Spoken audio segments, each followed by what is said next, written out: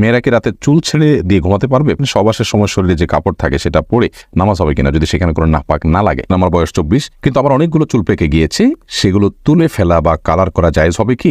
আমার স্বামীকে আমি অনেক ভালোবাসি, কিন্তু আমার স্বামী আমার প্রতি আন্তরিক নয়, আমার করণীয় কি? বাথরুমের বাইরে বিসমিল্লাহ বলে বাথরুমে ওযু করলে ওযু হবে? পরিবার অশান্তি দূর করার কিছু বিষয় বলুন। নামাজের তেলাওয়াত ভুল হলে সজদা করতে হবে কিনা? ওযু করে শুয়ে থাকলে কি ওযু ভেঙে যাবে? নামাজ পড়ার সময় কারো সামনে দিয়ে গেলে কি গুনাহ হবে? আমার বাবা নেই, আমার বিয়ের উকিল কে হবে? মৃত ব্যক্তির পক্ষ থেকে রোজার নিয়ত করলে তাদের আমলনামায় সওয়াব পৌঁছাবে কিনা?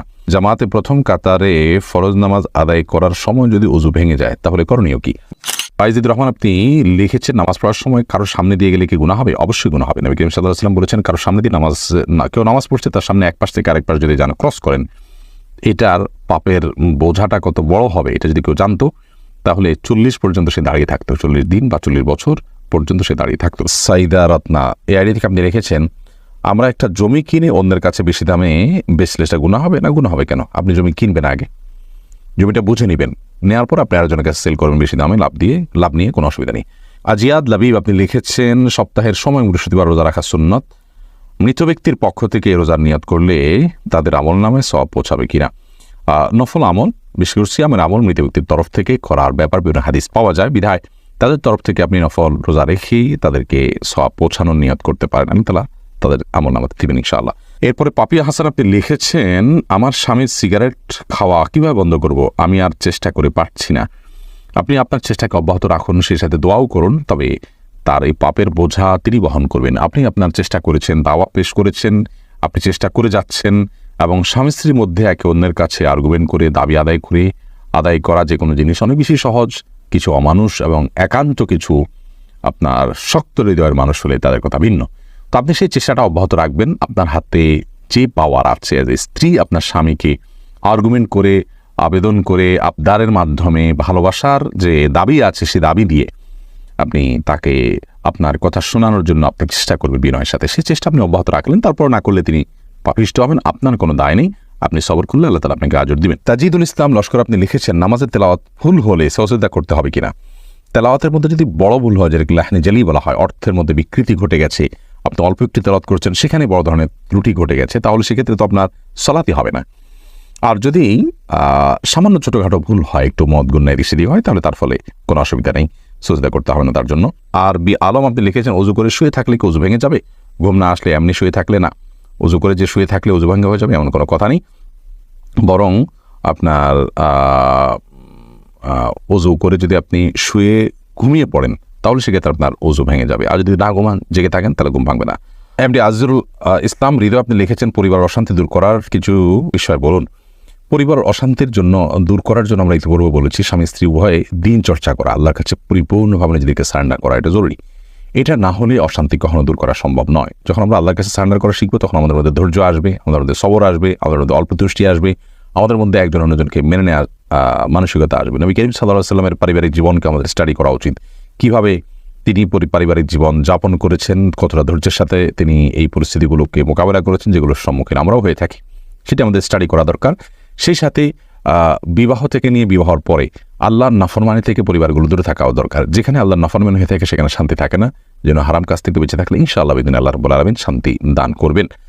নাজমুল হোসেন আপনি লিখেছেন আমি ভারত থেকে বলছি, অপবিত্র অবস্থায় কি ওয়াজ শোনা যাবে? কোনো অসুবিধা নেই। এরপরে এআর তানজিন আপনি লিখেছেন বাথরুমের বাইরে বিসমিল্লাহ বলে বাথরুমে ওযু করলে ওযু হবে, কোনো অসুবিধা নেই।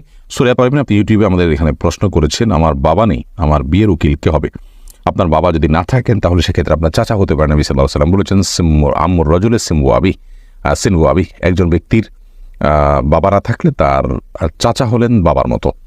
আপনার দাদা যদি থাকেন তিনি আপনার অভিভাবক হতে পারেন, বড় ভাই থাকলে তিনি আপনার অভিভাবক হতে পারেন, আপনার রক্ত সম্পর্কীয় আত্মীয়দের মধ্যে থেকে যারা আছেন তাদের কেউ না কেউ আপনার অভিভাবক হতে পারেন। তারা কেউ যদি আপনার অভিভাবক হওয়ার মতো না থাকেন বা তারা কেয়ার না করেন বা আপনার অভিভাবকত্ব তারা করতে না চান, কোনো আগ্রহ তাদের না থাকে, এরকম যদি হয় তাহলে সেক্ষেত্রে আপনার মামা থাকলে তিনি হতে পারেন, বা আপনার মহল্লার মসজিদের কোনো ইমাম সাহেব আলেম থাকলে তিনি আপনার অভিভাবক হতে পারেন। এর মধ্যে আপনি অচেনা অজানা আপনার অন্য কাউকে উকিল বানানোর প্রয়োজন নেই, বিশেষ করে যদি আপনার রক্ত সম্পর্কীয় আত্মীয়দের মধ্যে কেউ না কেউ থাকে। সঞ্জিদা জান্নাত সঞ্জু আপনি লিখেছেন আমার স্বামীকে আমি অনেক ভালোবাসি, কিন্তু আমার স্বামী আমার প্রতি আন্তরিক নয়, আমার করণীয় কি? আপনার স্বামী যদি আপনার প্রতি আন্তরিক না হন, আপনি তাকে অনেক বেশি ভালোবাসেন, তাহলে সেই ক্ষেত্রে আপনার স্বামীর ভালোবাসার জন্য আপনি নিজের পক্ষ থেকে যত চেষ্টা আছে আপনি করবেন এবং আপনার চেষ্টায় কোনো যেন ত্রুটি না থাকে আকৃষ্ট করার চেষ্টা করবেন, অন্যের মাধ্যমে তাকে আপনি সংশোধনের পথে আনার চেষ্টা করবেন, এটি আপনার কর্তব্যের অংশ। এরপরেও যদি তিনি আন্তরিক না হন তাহলে সেক্ষেত্রে আল্লাহর কাছে অন্তত আপনার কোনো দায় থাকবে না।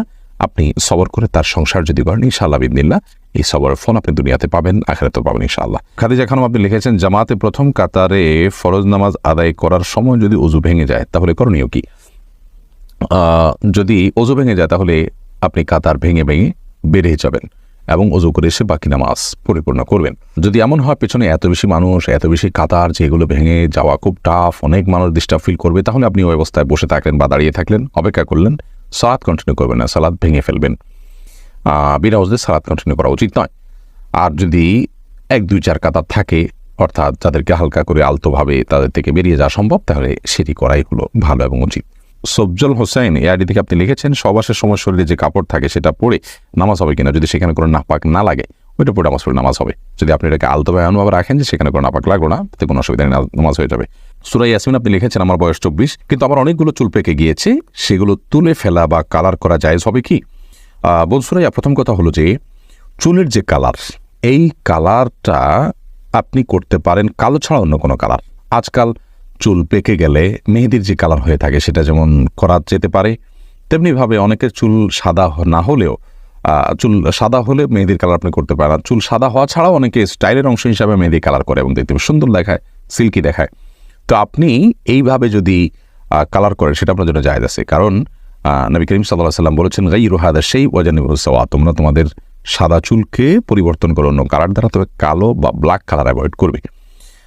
এর পাশাপাশি সাদা চুল যেগুলো পেকে যাওয়া চুল সেগুলো তুলে ফেলা আমাদের স্বাস্থ্যের জন্য ভয়ঙ্কর ক্ষতিকর, এ বিষয়ে আমাদের একটা বক্তব্য আছে এবং আজকের বিজ্ঞানও এ বিষয়ে আপনার একমত যে সাদা বা পাকা চুল এটা মানুষের তুলে ফেলাটা তার জন্য নানা দিক থেকে ক্ষতিকর হতে পারে। তো সেজন্য এই কাজটি করা যাবে না। আর কালো কালার করা যাবে না, কারণ তাতে এক ধরনের বয়স লুকানোর প্রচেষ্টা থাকে। এখন কেউ প্রশ্ন রাখতে পারেন, তাহলে একজন তরুণ, তিনি তো আর বয়স লুকানোর কিছু নয়, তিনি আসলেই তরুণ, তাহলে সেক্ষেত্রে তিনি ব্ল্যাক করতে পারবেন কিনা? তো এর ব্যাপারেও জমহুর উলামা ইকরামের বক্তব্য হলো করতে পারবে না। কারণ হলো নবী করিম সাল্লাল্লাহু আলাইহি ওয়াসাল্লামের যে হাদিস আছে সেই হাদিসটা ব্যাপক, তিনি কোনো বয়সের জন্য ফিক্স করেননি।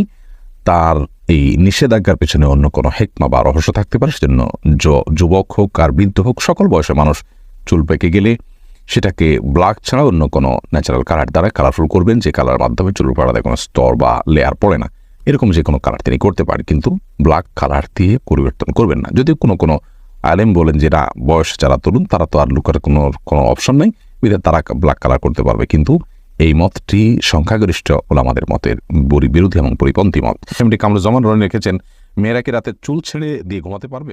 কোনো অসুবিধা নেই।